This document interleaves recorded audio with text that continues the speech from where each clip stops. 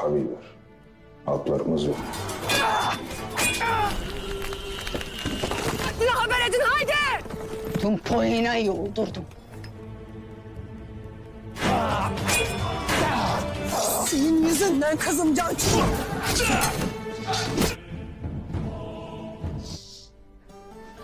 Ekber! Nasıl? Tek.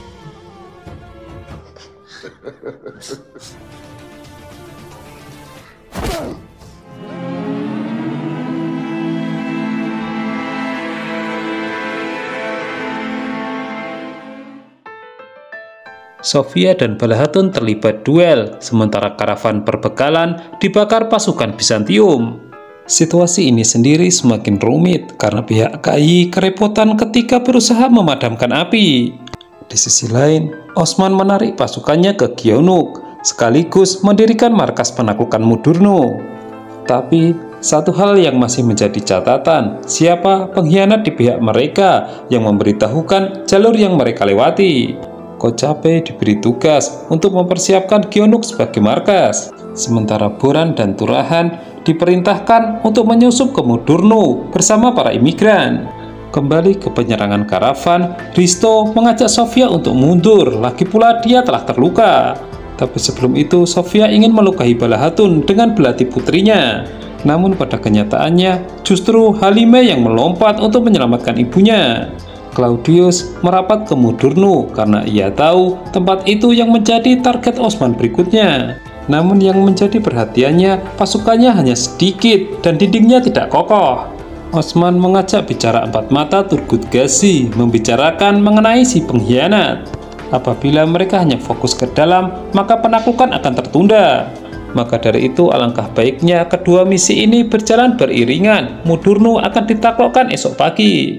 Koinuk telah berada dalam genggaman, itu artinya perdagangan milik mereka. Tapi Zigitbe terus berfokus pada budak selir yang ia dapatkan. Belakangan, wanita yang bernama Eleni itu bukan orang sembarangan karena suruhan Claudius. Sebuah pesan rahasia ia terima yang menyuruhnya untuk menimbulkan pemberontakan. Sementara itu, dalam sebuah rapat dewan, Osman akhirnya secara resmi mengumumkan bahwa mereka akan menaklukkan Mudurnu besok pagi.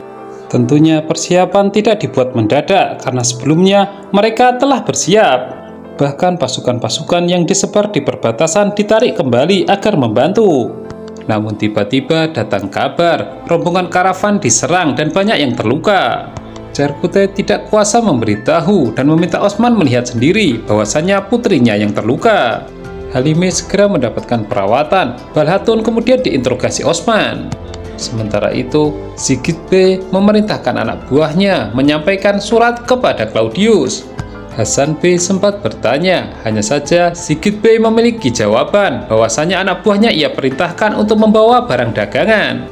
Di sisi lain, para prajurit KAI yang baru saja dikalahkan merasa malu, lalu kemudian diberikan suntikan motivasi oleh Turgut Gazi.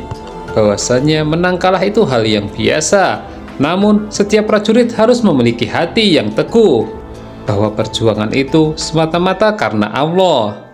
Komando Mudurnu diambil alih Claudius, sekaligus membenahi pertahanannya. Dan di waktu yang sama, para imigran satu persatu memasuki kota, dan di situ tersempil Turuhan dan Boran. Mengingat terbatasnya pasukan, Claudius menyuruh anak-anak bahkan orang tua untuk ikut memegang senjata demi perjuangan Roma. Tak lama dari itu, Sofia juga datang untuk ikut bergabung. Claudius mengakui kegagalannya menyergap Osman. Sebaliknya, Sofia justru dipertanyakan apakah penyergapan karavan berhasil, kenapa dia terluka. Halime telah mendapatkan perawatan namun belum sadarkan diri. Balahatun lantas menceritakan kepada Osman bahwa pelakunya adalah Sofia. Dia juga meminta maaf, seharusnya dari awal ia tidak pernah percaya dengan wanita itu. Boran dan Turahan tidak pernah menyangka bahwasannya Mudurnu begitu tertindas. Tiba-tiba di depan mata terlihat celah yang memungkinkan pasukannya bisa masuk. Berhubung besok penaklukan Mudurnu, Osman menyerahkan Koinuk kepada Balahatun untuk mengelola. Dari sekian masalah yang terjadi, masalah regenerasi yang paling dominan. Maka dari itu, usai penaklukan, Osman akan memfokuskan masalah pernikahan para Alp yang masih jomblo. Di sisi lain, Claudius merasa mampu mempertahankan Mudurnu. Hal itu memungkinkan Sofia untuk pergi ke Koinuk mengawal pemberontakan. Dan jika kedua misi ini berhasil, maka properti mereka akan kembali. Ketika Eleni tengah mempersiapkan bahan peledak, ternyata dipergoki oleh Sigit B. Terpaksa ia membuka kedok sebagai utusan Claudius yang diberi tugas untuk mengkoordinir pemberontakan di Koinuk. Sigit B sempat kesal tidak diberitahu rencana ini, namun karena menguntungkan, ia pun ikut. Hari telah larut malam, Balhatun tidak beranjak dari samping Halime. Osman lantas mendatangi untuk menggantikannya, padahal dia sendiri keesokan paginya harus menaklukkan Mudurnu. Balhatun ternyata terlalu khawatir jika harus berpisah dengan putrinya itu lagi. Merasa cukup dengan informasi yang didapat, Boran dan Turahan ingin keluar dari kastil. Dan satu-satunya cara adalah menuruni dinding belakang. Hanya saja ada sedikit gangguan yang harus diselesaikan. Sementara itu Osman mendoakan kesembuhan Halime serta keselamatan selalu menaungi anak-anaknya. Besok juga harus menyerang Mudurnu. Ia memohon kemenangan. Di depan pintu rahasia, Eleni menyambut kedatangan Sofia. Provokasi akan segera dimulai. Hristo mempertanyakan kenapa anak-anak, wanita, dan orang tua juga dilibatkan, padahal bagian dari mereka. Sofia hanya menjawab, semua sah untuk kemenangan. Di sisi lain, August memberanikan diri mendekati Fatma lagi. Hanya saja ia masih dianggap sebagai pria gila, padahal hanya ingin menanyakan keadaan Halime. Belum sempat bergerak agresif, tiba-tiba muncul informasi mengenai pemberontakan. Claudius begitu percaya diri bisa mengalahkan Osman sampai tidak akan terlupakan perang ini. Sebaliknya, Osman mendapatkan informasi dari Boran dan Turahan mengenai celah yang memungkinkan mereka masuk. Fatma segera melapor ibunya apa yang terjadi di luar. Alhasil dia sendiri yang menggantikan untuk menemani Halime. Sementara itu, Boran dan Turahan diperintahkan kembali mendekati dinding kastil yang terdapat celah menaruh bahan peledak. Di pihak lawan, Claudius membakar semangat para prajuritnya yang sebagian besar merupakan warga sipil untuk berjuang hingga mati. Osman memulai menembakkan katapel-katapel ke arah dinding, namun tidak memberikan dampak yang signifikan. Sigit B juga sempat protes, apa yang mereka lakukan tampaknya sia-sia. Osman tersenyum karena dalam hatinya serangan menggunakan katapel ini hanyalah pengalihan. Boran dan kawan-kawan berhasil meletakkan bahan peledak di dinding yang terdapat celah lalu meledakkannya.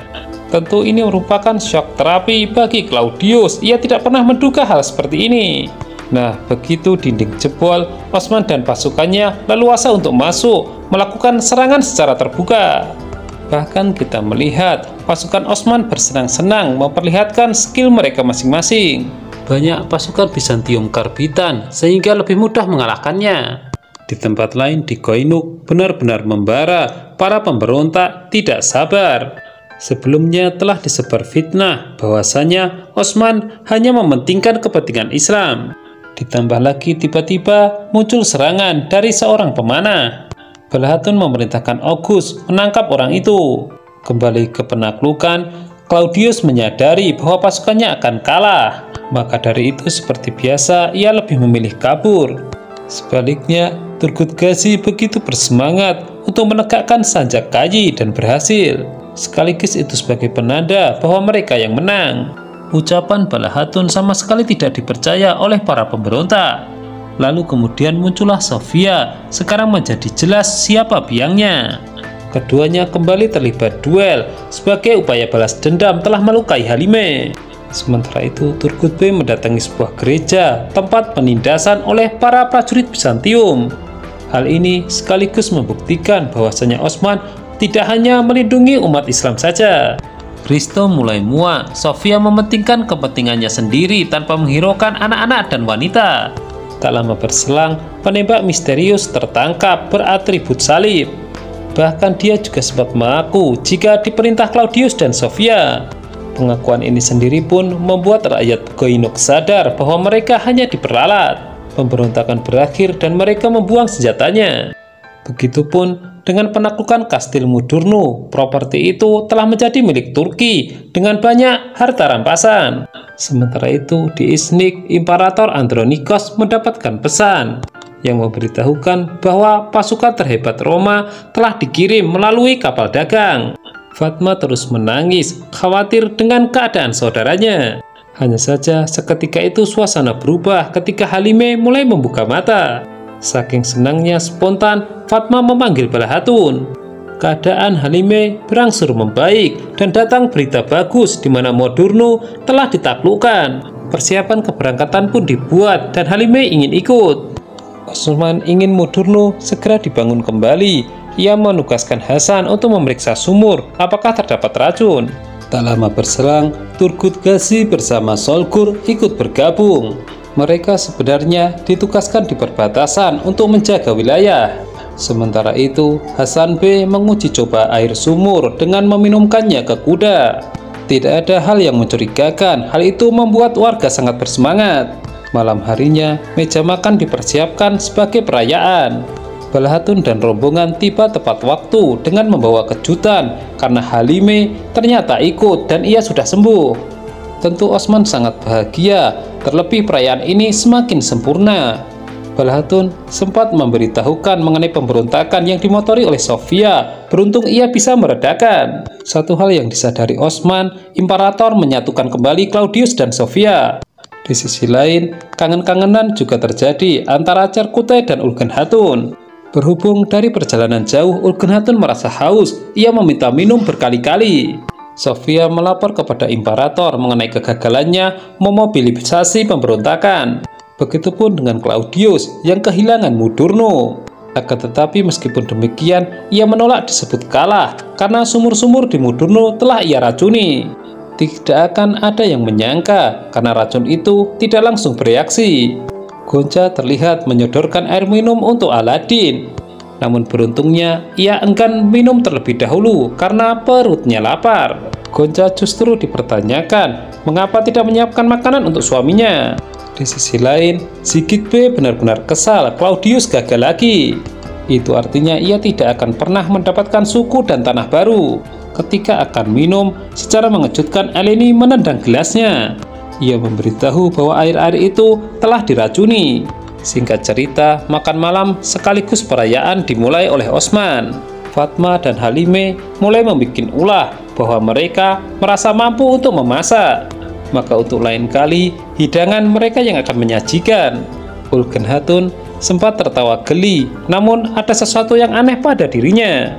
Pandangan Sigit B terus tertuju kepada Osman untuk memastikan dia meminum air. Hasan B dibisiki anak buahnya bahwa para prajurit banyak yang keracunan dan banyak yang mati.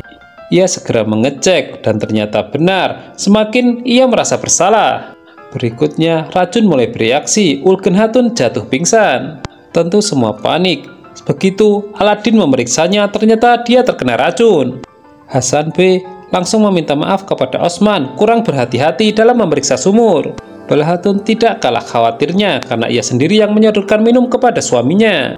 Pada momen makan malam juga, Claudius merasa kecewa atas segala kegagalannya. Namun Imperator kemudian memberinya kabar bagus bahwasanya prajurit Roma terbaik setengah datang melalui kapal dagang. Maka rencananya ketika Osman dan sukunya sekarat, mereka akan menyerangnya. Maka secara otomatis Koinuk dan Mudurnu akan direbut kembali. Kondisi Ulgenhatun semakin memburuk. Aladin kebingungan karena belum menemukan penawarnya. Satu hal yang bisa dilakukan adalah melarang semua orang untuk minum air dari sumur. Aladin pun memberitahu Cerkute serta Gazi bagaimana Ulgenhatun berangsur-angsur tubuhnya akan dingin. Nah, jika terus begini dikhawatirkan ia tidak akan mampu bertahan.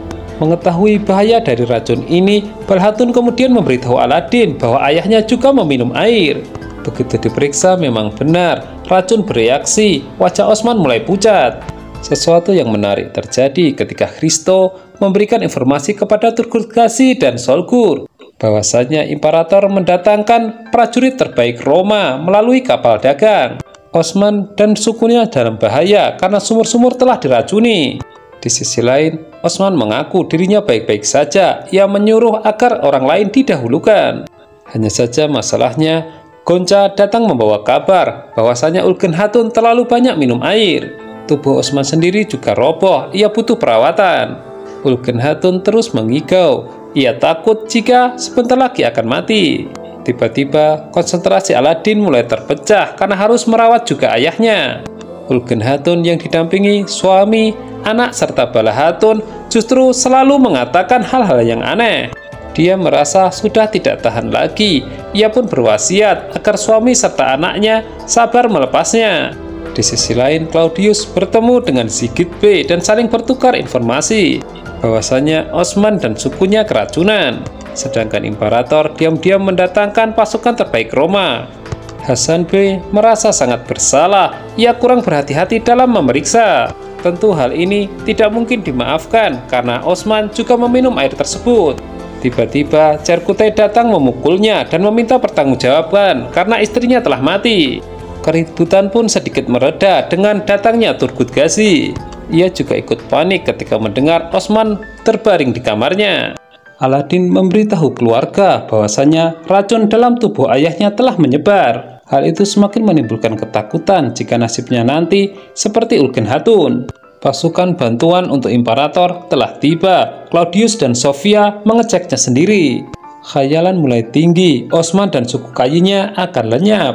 Dan setelah keberhasilan ini, ia berharap keduanya bisa memadu kasih. Akan tetapi, Sofia tidak akan mudah percaya karena sebelumnya Claudius pernah mengkhianatinya. Gazi masih tidak percaya bahwasanya ibunya telah tiada. Cerkutai juga benar-benar terpukul. Ini kesedihan yang luar biasa. Bala Hatun dan putri-putrinya kemudian datang untuk menghibur. Bala Hatun berkata kepada Gazi bahwa dia juga termasuk ibunya. Mereka semua adalah saudara, semua sedih, namun semua harus saling menguatkan. Keesokan harinya, Claudius dan Sofia sudah bersiap berangkat untuk menghancurkan Osman. Sigit B memerintahkan anak buahnya agar mampu meyakinkan Hasan B bahwasanya pasukan di garda terdepan mendekati dinding harus berasal dari sukunya. Claudius dan Sofia berpisah masing-masing ke Koinuk dan Mudurnu. Claudius sangat percaya diri dengan pasukan yang ia bawa. Ia pun yakin bahwa kali ini kemenangan milik mereka, terlebih Osman tengah sekarat. Tiba-tiba keajaiban terjadi. Osman membawa pasukannya, berani menghadapinya. Melihat ini, nyali Claudius menjadi ciut. Dan karena keduanya telah saling berhadapan, maka urusan di antara keduanya harus diselesaikan.